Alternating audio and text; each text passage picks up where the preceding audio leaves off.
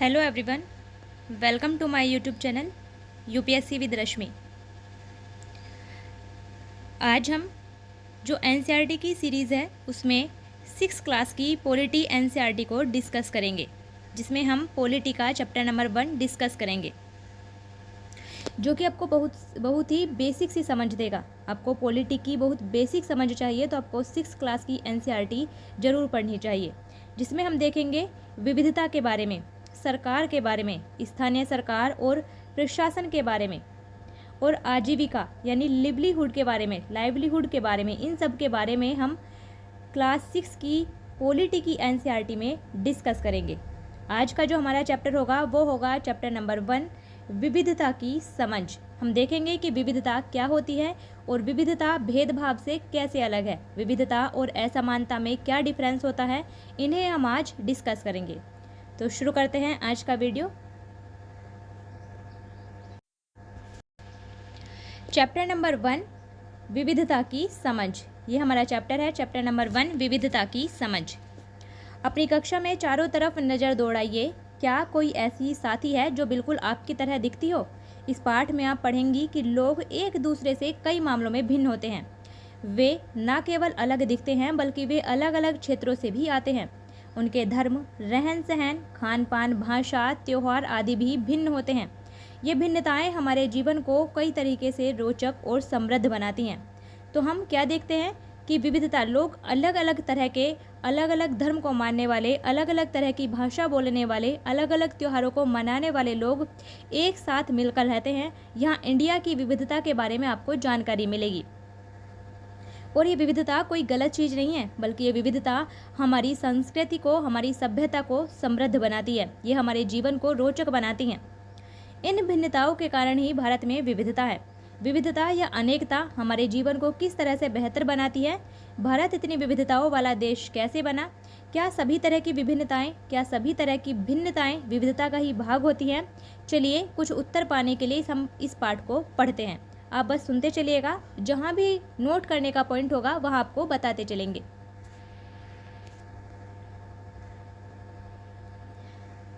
यहाँ बताया गया है कि आपकी उम्र के 3 बच्चों ने ऊपर दिए गए चित्र बनाए हैं। आप यहाँ देख सकते हैं, ये बच्चे हैं, 6 क्लास के बच्चों के लिए बताया गया है। खाली जगह में हमें अपना चित्र बनाना है। क्या आपका चित्र अन्य 3 चित्रों जैसा ही है? हो सकता है कि आपका चित्र इन तीनों से बहुत भिन्न हो, और ये भी हो सकता है कि तीनों चित्र भी आपस में एक दूसरे से ना मिलते हों। ऐसा इसलिए है क्योंकि हम सबका चित्रकारी करने का अपना अपना तरीका है। जिस तरह हमारी चित्रकारी में भिन्नता है, उसी तरह से हमारे रूप रंग, हमारे खान पान आदि में भी भिन्नता है। यानी यहाँ सिर्फ यही नोट करने वाला पॉइंट है कि जैसे यहाँ चित्रकारी में भिन्नता दिखाई गई है, उसी तरह बताया गया है कि हम सबके रूप रंग, हम सबके खान पान, हम सबकी भाषा, हम सबका जो धर्म है, वो सब रहन सहन का तरीका, वो सब अलग अलग होता है। इसे हम कहते हैं भिन्नता।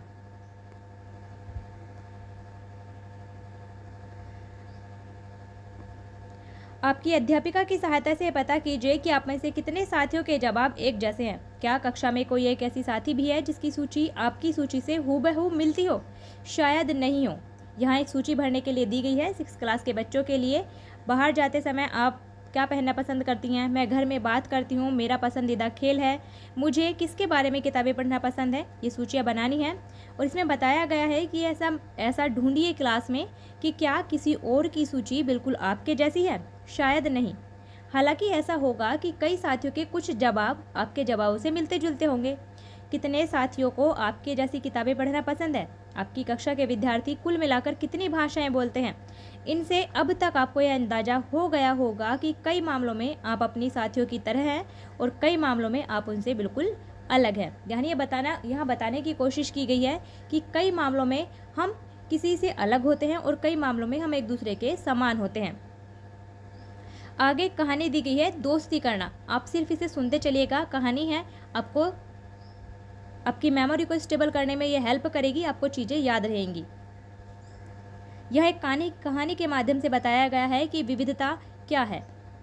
दोस्ती करना, क्या ऐसे इंसान से दोस्ती करना आपके लिए आसान होगा जो आपसे अलग हो, आपसे भिन्न हो? नीचे दी गई कहानी पढ़ें और उस बारे में सोचें। जैसे इसे एक मजाक की तरह लिया। मजाक जो कि फटे पुराने कपड़े पहने उस छोटे से लड़के के लिए था, जो जनपद के भीड़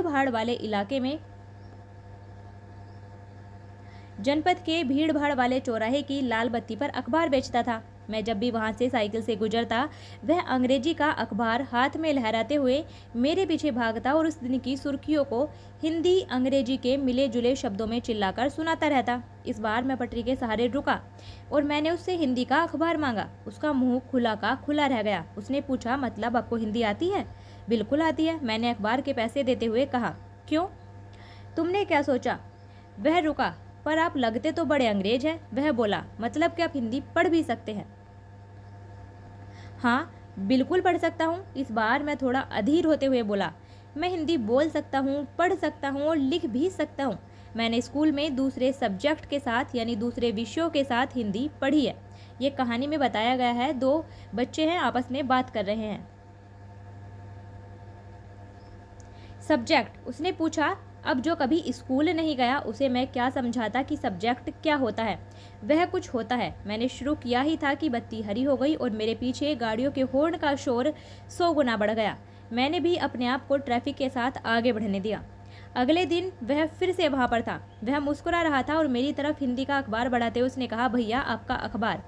अब बताइए ये सब्जेक्ट क्या चीज़ है? अंग्रेजी का यह शब्द उसकी जबान पर अजीब लग रहा था। ऐसा लगा मानो अंग्रेजी में सब्जेक्ट शब्द का जो दूसरा अर्थ होता है प्रजा, उस अर्थ में वह उसका उपयोग कर रहा हो। तो सब्जेक्ट का मतलब प्रजा भी होता है इंग्लिश में।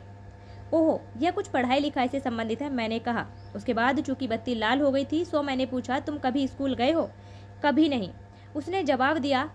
फिर बात बढ़ाते हुए उसने गर्व से कहा कि मैं जब इतना ऊंचा था तभी से मैंने काम करना शुरू कर दिया था। उसने मेरी साइकिल की गद्दी के बराबर अपने आप को नापा। पहले मेरी माँ मेरे साथ आती थी, लेकिन अब मैं अकेले ही कर लेता हूँ। अब तुम्हारी माँ कहाँ है? मैंने पूछा। पर तब तक बत्ती हरी हो गई और मैं चल पड़ा। मैंने उसे अपने पीछे कहीं से चिल्लाते हुए सुना कि वह मेरठ में है और उसके साथ बाकी ट्रैफिक के शोरगुल में डूब गया। मेरा नाम समीर है, उसने अगले दिन कहा और बड़े शर्माते हुए मेरा नाम पूछा। आपका नाम? यह तो बड़े आश्चर्य की बात थी। मेरी साइकिल डगमगाई।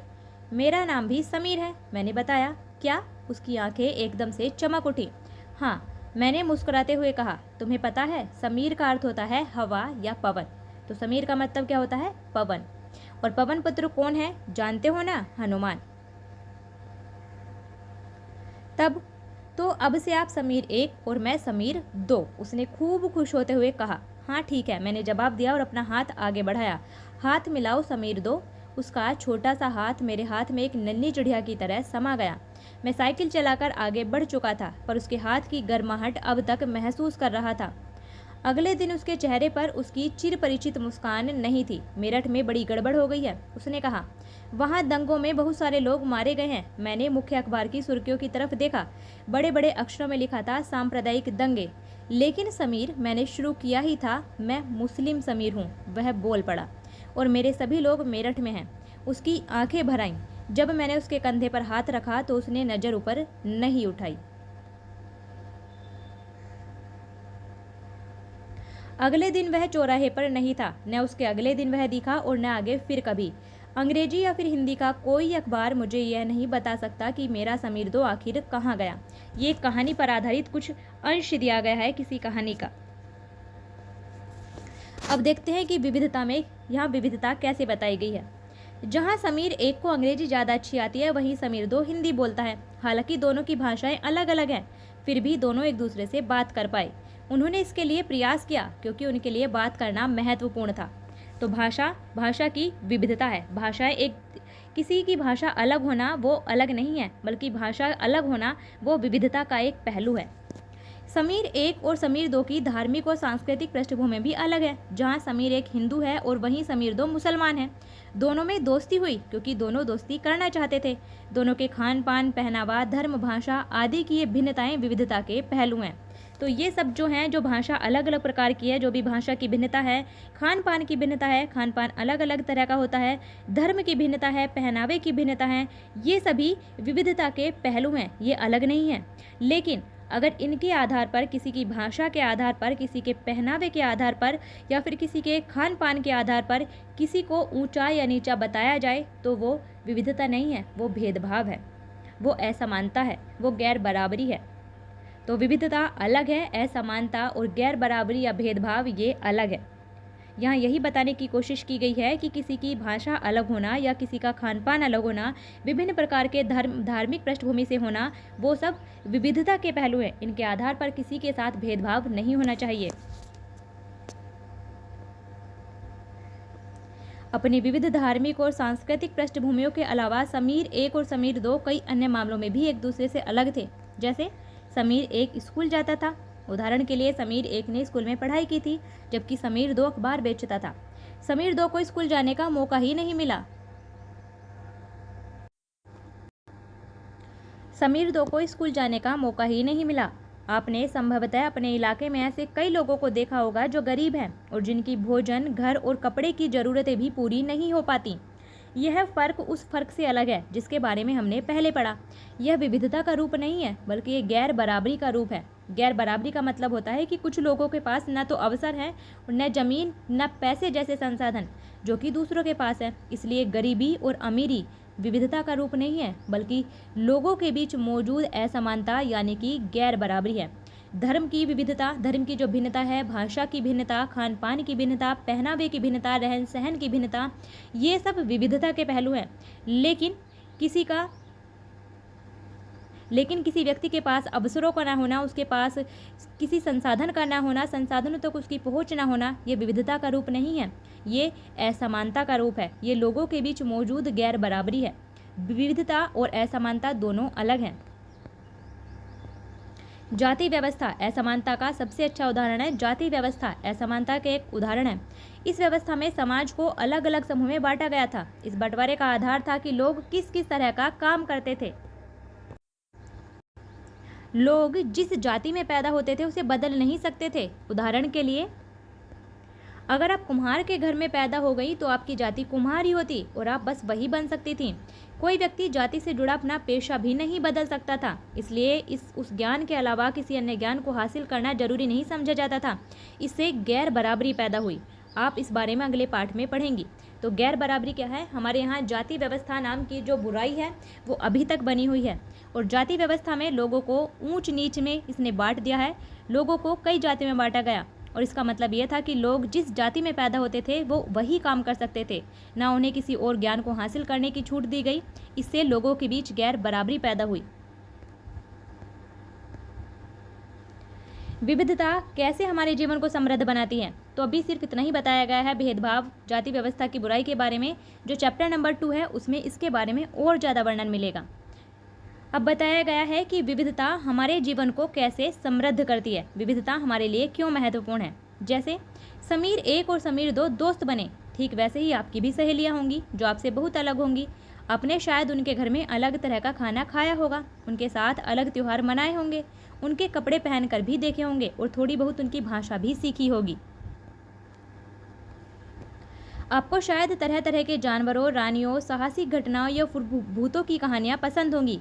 संभव है कि आपको खुद कहानी बनाने का भी शौक हो। एक अच्छी कहानी पढ़ने से हमेशा खुशी मिलती है। उसको पढ़कर और ज़्यादा कहानियाँ बनाने के लिए नए नए विचार मिलते हैं।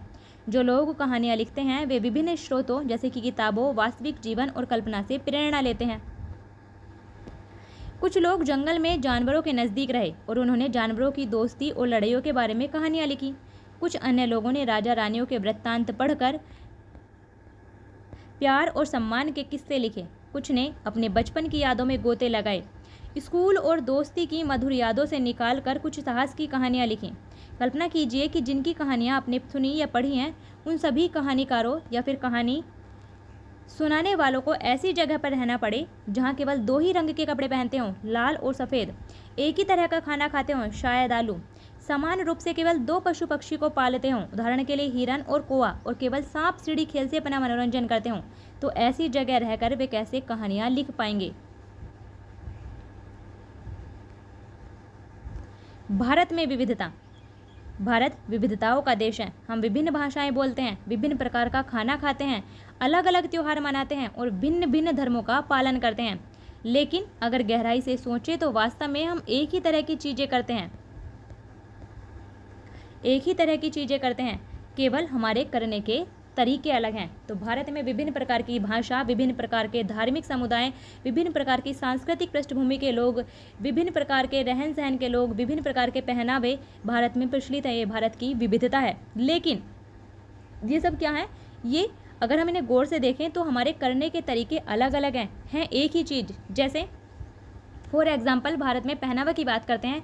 पूरे भारत में महिलाओं के द्वारा साड़ी पहनी जाती है, लेकिन उसका पहनने का तरीका अलग है। उत्तर भारत में उसे पहनने का तरीका अलग है, दक्षिण भारत में उसे पहनने का तरीका अलग है, पूर्वी भारत में उसे पहनने का तरीका अलग है। पहनी साड़ी ही जाती है, लेकिन उसे पहनने का तरीका अलग है। अगर खान पान की विविधता को देखें तो खान पान पूरे भारत में खिचड़ी खाई जाती है, खिचड़ी ही जाती है, लेकिन उसे बनाने का तरीका अलग अलग है। दोनों खिचड़ी में यूज़ दाल और चावल ही होता है, लेकिन उत्तर भारत में खिचड़ी बनाने का तरीका अलग है, दक्षिण भारत में तरीका अलग है, पूर्वी भारत में तरीका अलग है। हम करते एक ही चीज़ हैं, लेकिन हमारे करने के तरीके अलग हैं। ये है विविधता। हम विविधता को कैसे समझें? करीब 200-225 वर्ष पहले जब रेल, हवाई जहाज, बस और कार हमारे जीवन का हिस्सा नहीं थे, तब भी लोग संसार के एक भाग से दूसरे भाग की यात्रा करते थे। वे पानी के जहाज में, घोड़ों पर या फिर ऊंट पर बैठकर जाते या फिर पैदल चलकर जाते थे। यानी अभी ही लोग एक स्थान से दूसरे स्थान की यात्रा नहीं करते हैं, बल्कि पहले भी लोग, प्राचीन काल से ही लोग एक स्थान से दूसरे स्थान की यात्रा करते रहे हैं, या तो घोड़ों पर बैठकर, ऊंट पर बैठकर या फिर पैदल चलकर। ज़्यादातर यात्राएं पैदल ही की जाती थी।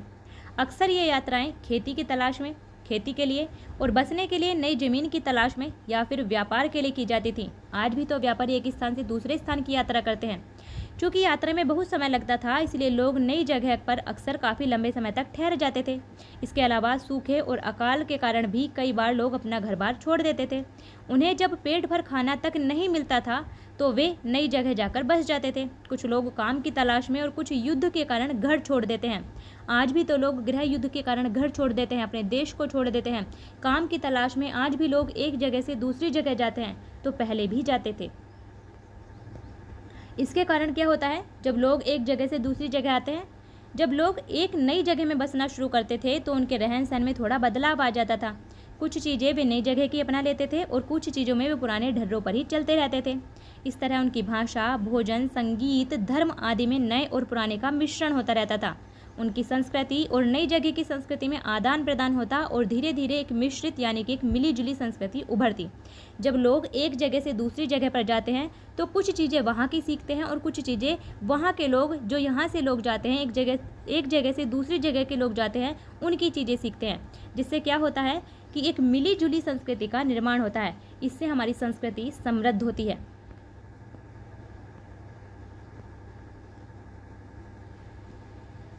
अलग अलग क्षेत्रों में अगर अलग अलग क्षेत्रों का इतिहास देखें तो हमें पता चलेगा कि किस तरह विभिन्न सांस्कृतिक प्रभावों ने वहाँ के जीवन और वहाँ की संस्कृति को आकार देने में योगदान दिया है।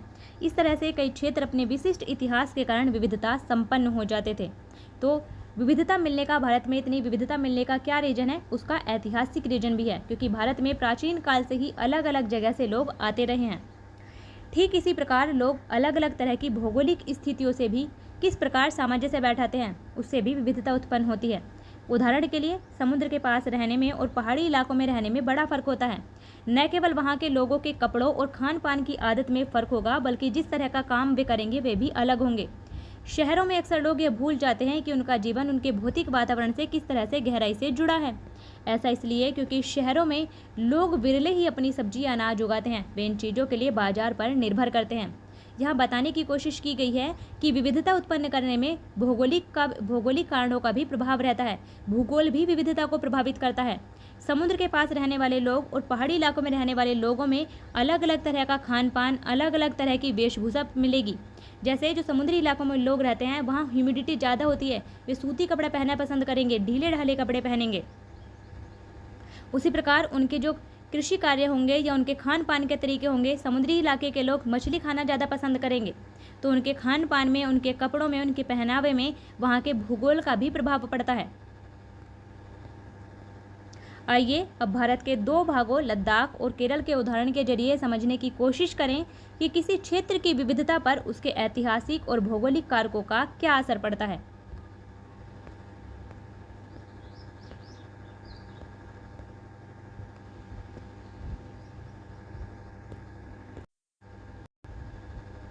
आज के लिए इतना ही रखते हैं।